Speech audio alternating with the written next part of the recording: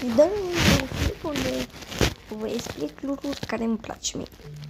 Primul lucru, aș vrea tare să vă abonați sau să dați un like.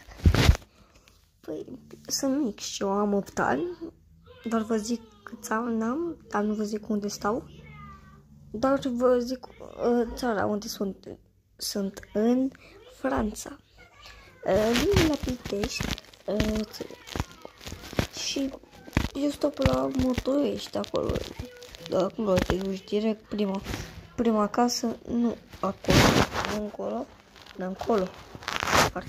E foarte frumos. Era bătaie, dar acum era al tatăl meu. Dar acum am murit săracul, că n-am avut 3 ani. Și nu știu dacă vă place, că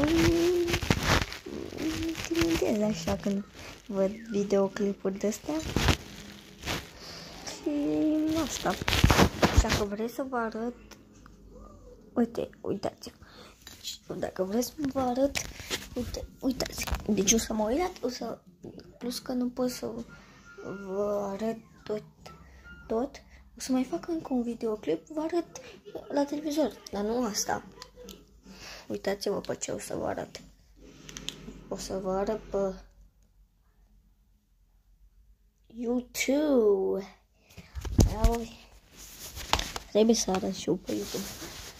Eu am creat un cont. Nu știu dacă vă place. Și cam asta.